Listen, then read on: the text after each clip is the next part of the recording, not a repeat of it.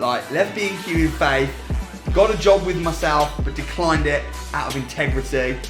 Opened up your eyes, researched, hustled, went to auctions, drove to Liverpool from London. You know, fair play, man. Fair respect. And now I've accumulated, using other people's money, a large portfolio.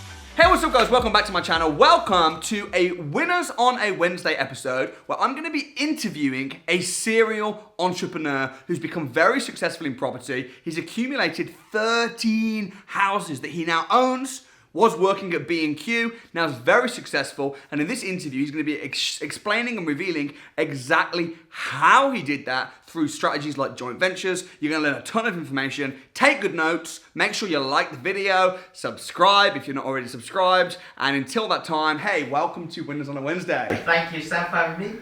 Really good. So you literally came to the crash course a couple years ago. Yeah, it was June 2019. June 2019, and you'll never forget the date. I will never forget that day, no. What happened? So basically, I went up there. So it was a long day. It was 2 days. Yeah. So it was from 8 o'clock in the morning till I think it was 10 at night. Right. And tons and tons of information. So, you know, it was just taking in all of that information and kind of then afterwards processing it. But it was really enjoyable. I thought, before I went to the crash course, I thought, you know, it's going to be a really, really long day. You know, how am I going to manage?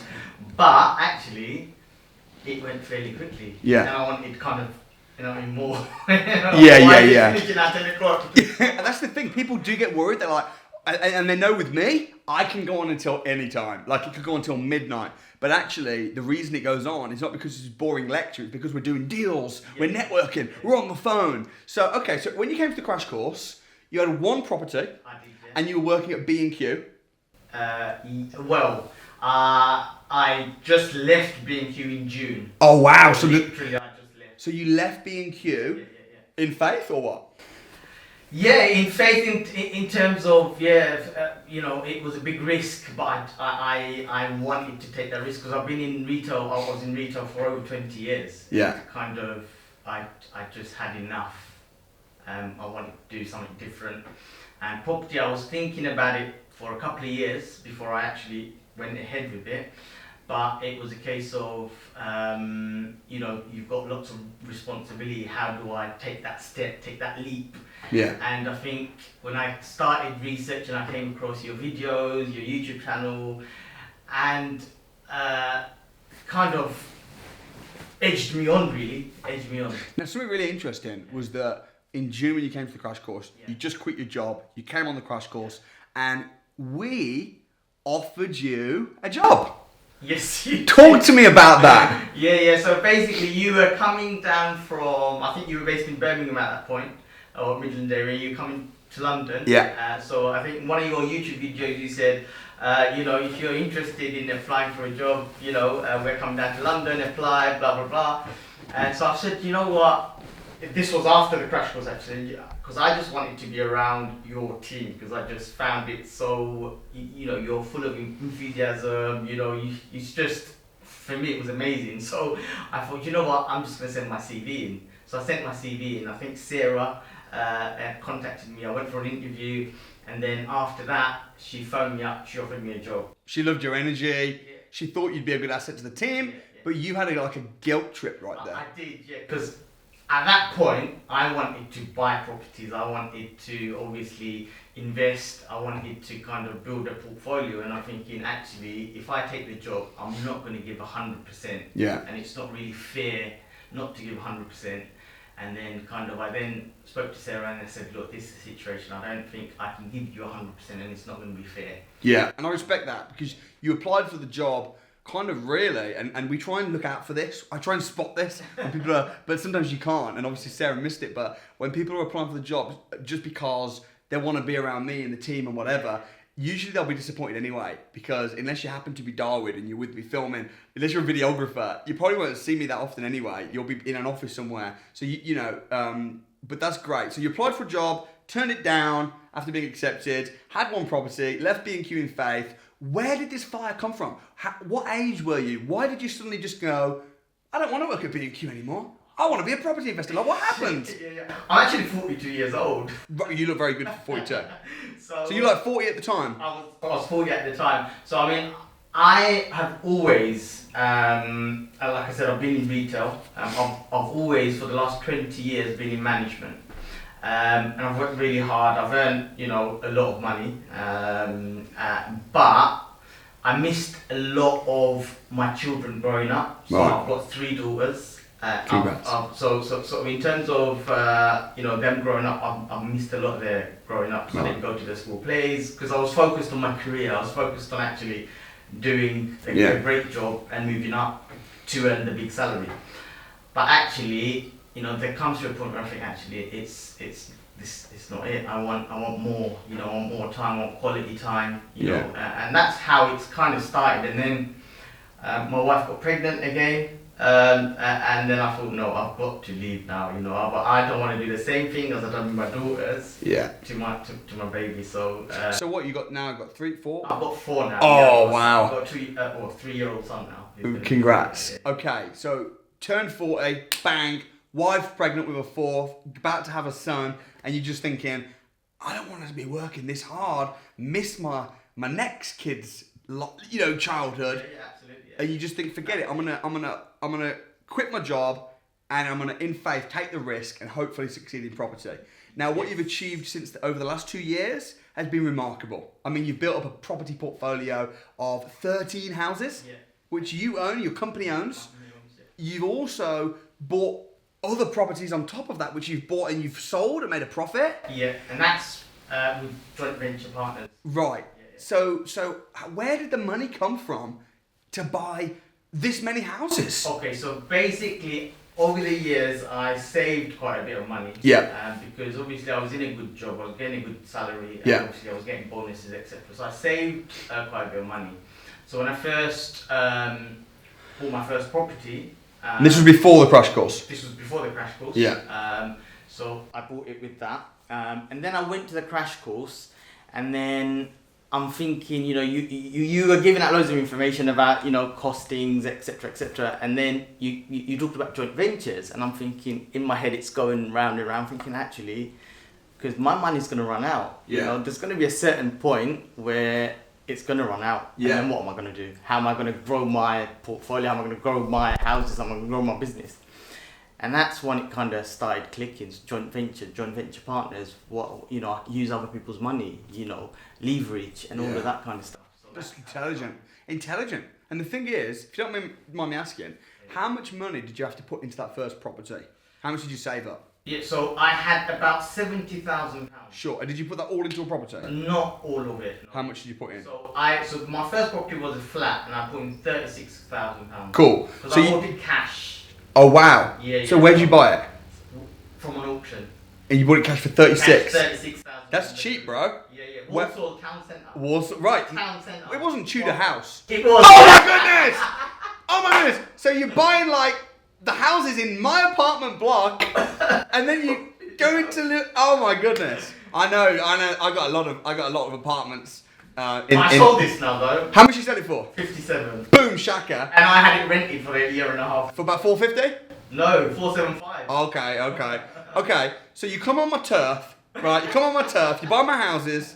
So we use Londoners taking all our houses, right? All right. So you bought that really cheap at auction, but my and then you sold it for how much? 57. 57. So you made a little bit of profit. Paid stamp duty and whatnot, but still made a little bit of profit.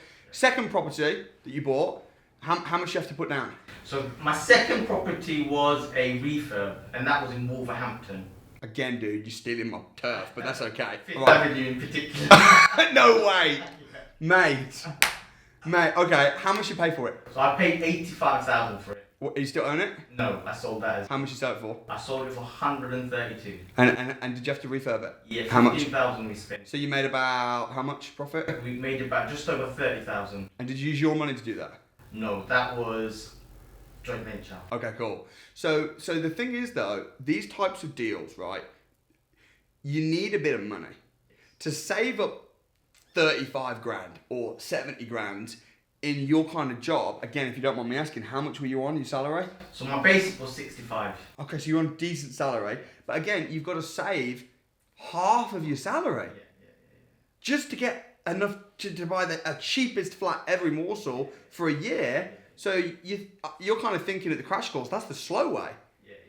So then you start... So that was my first one in Warsaw. Then I come to the crash course. Yeah. Then you talk about joint ventures. Right. And then you talk about actually use other people's money, Yeah. leverage. There's loads of ways, take 50-50 profit. You give your time, you use their money.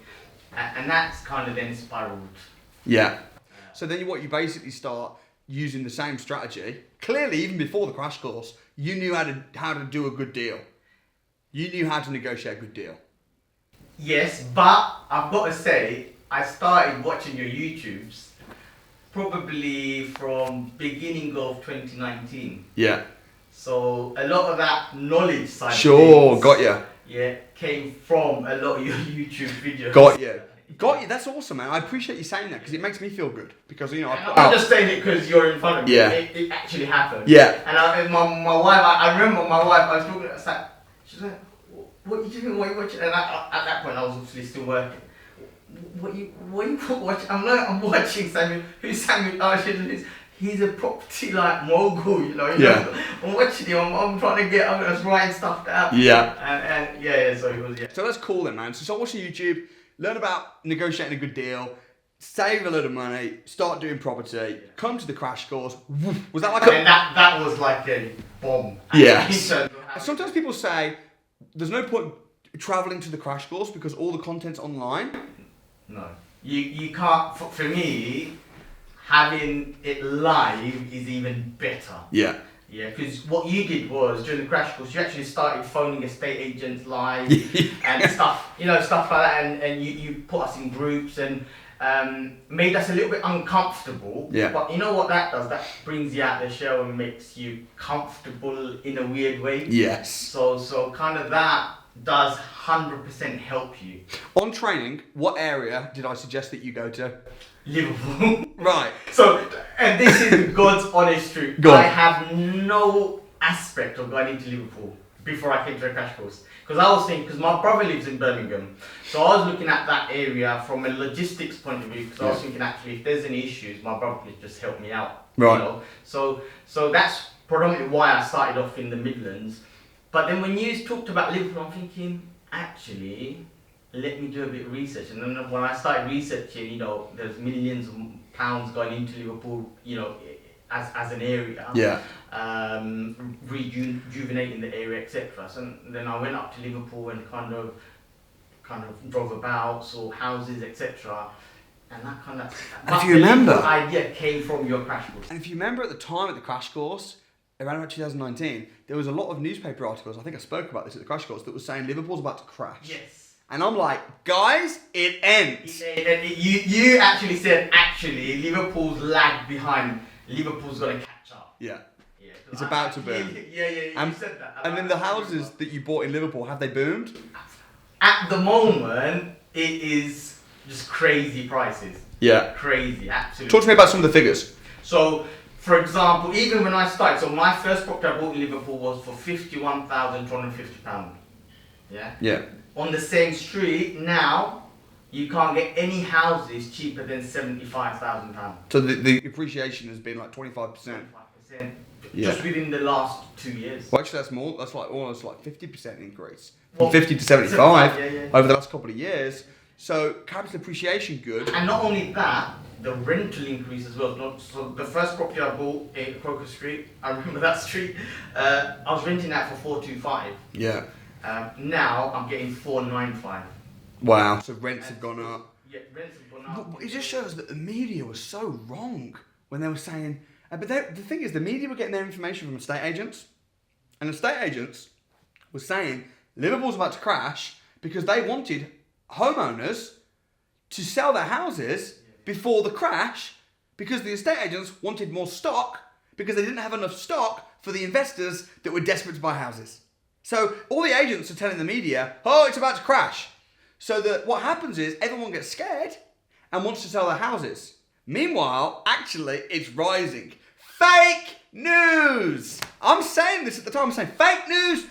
Meanwhile, houses are going up. My students, the people like yourself, who, to be fair, I have to give it to you, bro. Like, left B&Q in faith, got a job with myself, but declined it out of integrity. Opened up your eyes, researched, hustled, went to auctions, drove to Liverpool from London. You know, fair play, man. Fair respect. And now I've accumulated, using other people's money, a large portfolio. But what I want to say, really important, because people have seen now on YouTube, you're doing this in Liverpool. I interviewed Crept recently, famous UK rapper. He's killing it in Liverpool. Liverpool is not a magic area. Like, there's a lot of terrible areas of Liverpool that you do not want to touch with a barge pole. There are also parts of Liverpool that are terrible investment areas, or like it's you can make money pretty much anywhere, but you need to really work hard. You need to know your numbers. You need to know how to work out the ROI. You need to know how to risk assess. Talk to me a little bit about that. So again, when I talk about earlier on, when I talk about knowledge, and that's where the knowledge bit comes in. Yeah. So if you want to go and invest in a particular area, you need to know what you're looking for. You need to know what you're researching. You need to know what's, like you said, there's bad, within the area there's good and bad postcodes. So which are the postcodes you're going to go into. So that's all of that. Again, you're not just going to learn it off it. You need to get knowledge. And that's where, you know, kind of, even in your crash course, you gave a lot of that knowledge. Yeah. So talk to me then. How do you calculate? What are the things that you look for when you view a house? What are some of the things you need to be really mindful of? So in terms of financials, first of all, I go backwards. I work out the financials first. So return on investment. Yeah. Is it going to be worth my while buying this property? Because in particular Liverpool, what I do is I rent most of the properties. I don't resell them. Right. So I rent them out. So I look at return on investment. So I know you talk about 20% for you. Yeah.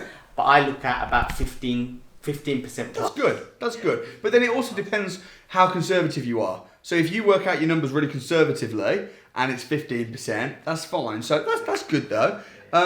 What else do you look for? What do you look for in the actual house itself? So for me, I look at where you can potentially add value as well. So a lot of my properties are 2-bedroom properties that can be turned into 3-bedroom. How can they be turned into 3-bed? Because there's that opportunity. If you move, like for example, if you move the bathroom around. Right. So currently I've got quite a few 2-bedroom properties whereby the bathrooms upstairs, you've got 2 bedrooms upstairs. And there's potentially, you can move the bathroom downstairs and make it a 3-bedroom property. Got you. So those are the kind of things, it all depends on what you want to do. There's opportunities for HMOs, for example. I've got a HMO in Liverpool, so there's opportunities for How's your HMO going? Very good. Very good. I've leased it to a company. They pay me a flat rate of like £1,100 a month. Okay, good. Okay, and they pay all the bills, etc. Yeah. And how much you buy that for? I bought that for 115,000. So you bought for 115, you're getting 1,100, very good yields, all bills paid, so returns. Don't worry about nothing. That must be returning close to 20%. That's 20%, yeah. Yeah, that must 19%. be 19%. Okay, good. So how then? So you came to the crash course, you learned how to find deals, area, stack a deal, everything. How did you manage to find joint venture partners? So for me, it was kind of, once I finished the crash course, once I then looked into the joint ventures, it's about, one of the things you talked about in your crash course is actually talk to everyone about what you do. Yes. Tell everyone what you do, whether they invest or they don't take notice, just tell them what you do. And that's how I started. I talked to everybody about what I'm doing. I opened up my Instagram page, and then kind of properties I was viewing, I was putting up, property that I owned, it was at that point, it was one property, you know, going on to another one. So literally talking to everyone. Facebook, on my personal, I was just saying what I'm doing. So people reach out to you, friends, family, colleagues, whoever, and they say, that sounds interesting. How can I get involved? What do you say? And that's when I start talking about actually, you know, what is it, I find out what they're needing, what they're requiring, and that's kind of how it started. And then what? All right, I'm looking, that sounds really interesting. How could we do a deal? What are you proposing to the joint venture partner? So my joint venture partners, in terms of the deals, it depends on what they're doing. So not every deal's the same. Yes. Yeah. So it depends on the person. It depends on how much money they're putting in, etc. So again, what do they want? Do they want a long-term investment? Do they want a short-term investment? So that's kind of, you then go into a little bit more detail in terms of what they're doing, what they want, what they want to do with the money. Makes sense. And again, I say this at the crash course, a joint venture is a blank piece of paper. Yeah. It's not a one size fits all. And you're right, you should listen to what they're looking to do and then find a deal specifically to suit their needs. Let them put the money in, split the profits, boom shaka. And reinvest that profit. Yes. If you were to start all over again from scratch, with no money, no job, nothing, what would you do? I would find some money and invest in myself. Okay. Yeah. Why'd you say that? Because again, if I had no knowledge, I had no money, I had no job, I had no knowledge, how am I gonna go and invest? Okay, because I want to invest. Let me ask you another question there. Yeah. What about if you did have your knowledge now? Okay. So you're starting all over again from scratch. You got no money. Yeah. You've got no nothing, but you've got your knowledge and everything like that. You just start with no money, but you've got your knowledge. Okay. What do you do? I would then reach out to get joint venture partners. Right. So basically, exactly what you did do. Yeah. But you do it again. I'll do it again. And you can keep on doing it. So what would you say to somebody that said to you, I'd love to build a property empire and have a dozen houses or so like you've done, but I haven't got any money. Is it possible? Absolutely it is. Yeah. Absolutely it is. And again, it's about how you're going to go and do it. Yeah. And again, I go back to the bit about you need to get that understanding and that knowledge. It is so important. It is so important because I know a lot of people that started in property and they've burnt themselves because they didn't really know what they're doing. Yeah. So absolutely it's possible, but you need the foundations, which is the knowledge bit. What do you do deal sourcing? I don't know. Oh, dude. I Is don't. there a reason? You should. Quick cash. It is quick cash, but you know, with the deals, I'm thinking actually, if it's a good deal, I'm in a position where I can do that deal myself. But you can just borrow the money. Yes. That's true. And I'm thinking, why am I gonna then, you know what I mean? If he's gonna make me money, I just and to be honest, I could do deal sourcing because there's loads of deals that come through. Yeah. But I just do it myself. I don't, you know what I mean? So because I'm not thinking just short term. I'm thinking medium term as well. Here's what I think, Tomraus. It depends on what the person's goal is. Yes. If your goal is to make $3,000 this month, then deal sourcing is great. Yes. If your goal is to build long-term wealth, like what you're doing, generational wealth for the kids, right? Then what you're doing is great. Apart from the kids, what's your strongest reason for doing this? I think it was just a different lifestyle. I mean, I was working 50 to 60 hours a week. Yeah. And, you know, during my days off, I was taking calls. During my holidays, I was going into my store to see how it's running. Right. And it wasn't a great life. Yeah. You know what I mean? It wasn't. And I'll be honest, and I looking back at what, you know, how I moved up in the ladder, I regret it in terms of I lost a lot of quality time with Got you, man. It's funny because everybody aspires to progress. But when you're in a job, often the higher you get up, the more you progress, the more work you have to do. Yeah. So everyone's aspiring to progress. They might be getting paid a little bit more.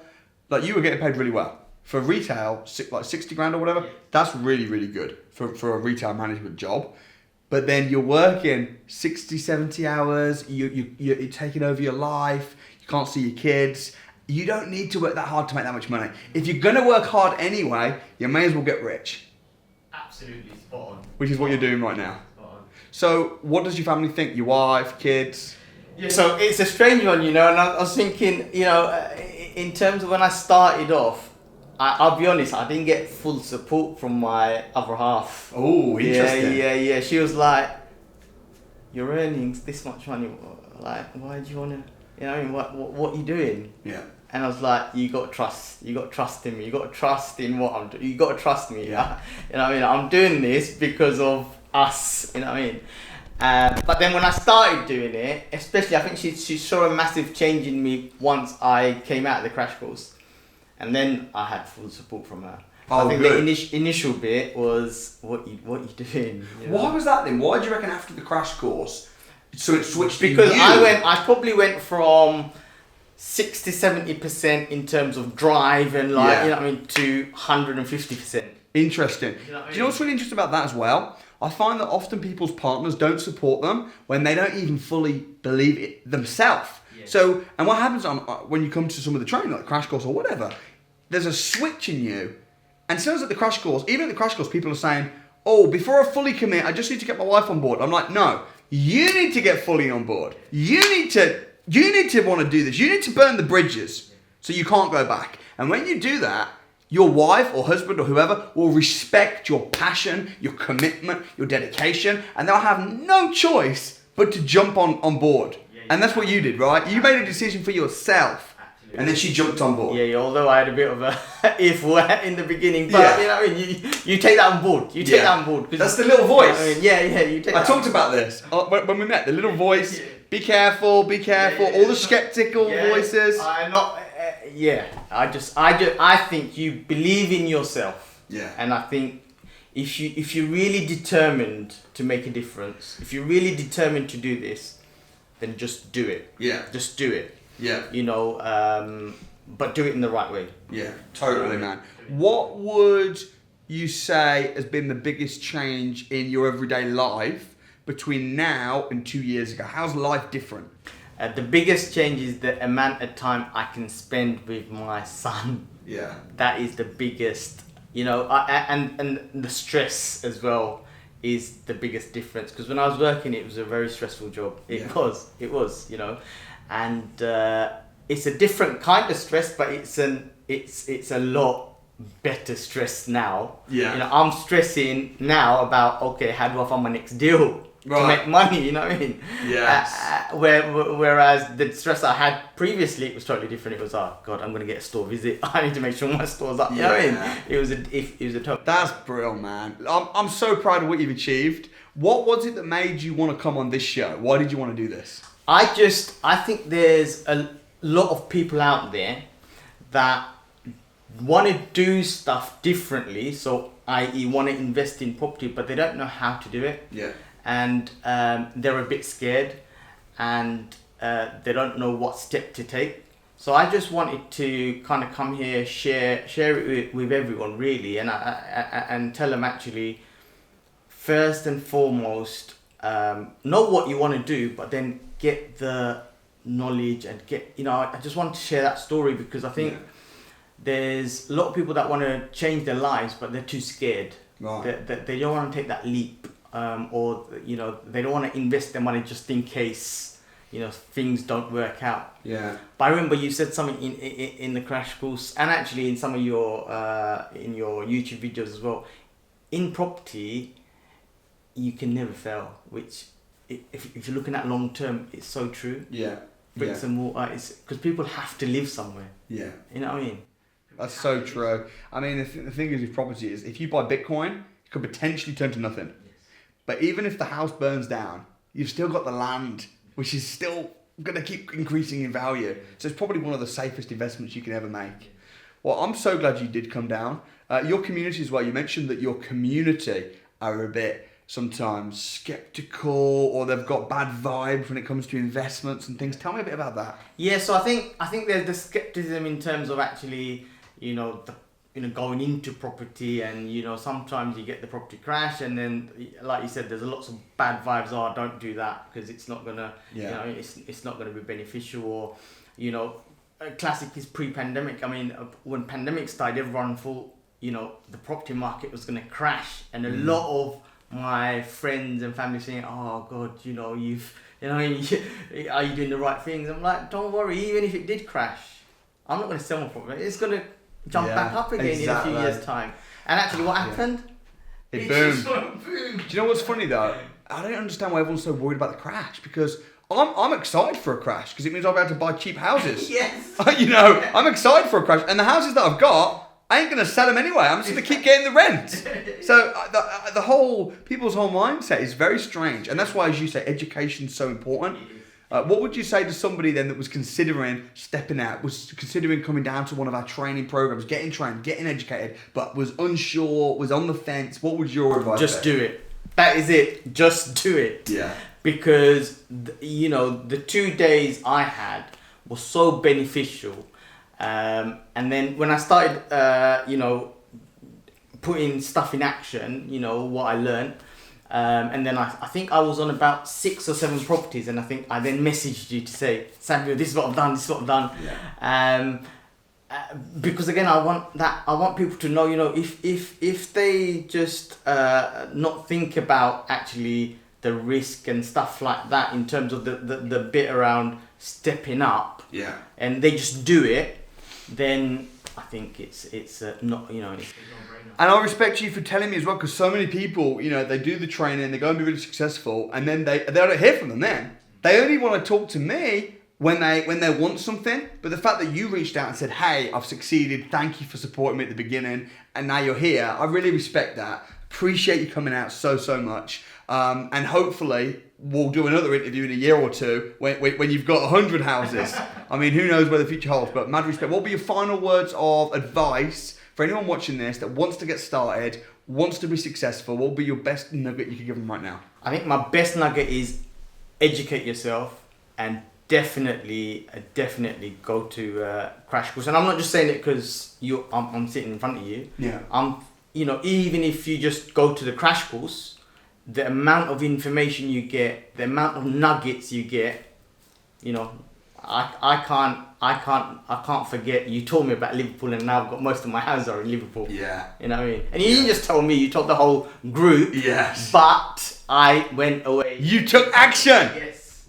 Respect. There we go, guys. You heard it here first. In other words, stop watching YouTube right now. Instead, click the link below. Come meet me, and I'll tell you about the next investment area to be investing in. I'll share, and hopefully you'll be one of those people that take massive action like Tomraus did. You'll become wildly successful, and then you'll be sat here in my lounge, and we'll be talking about your success and reminiscing on your experience with the training.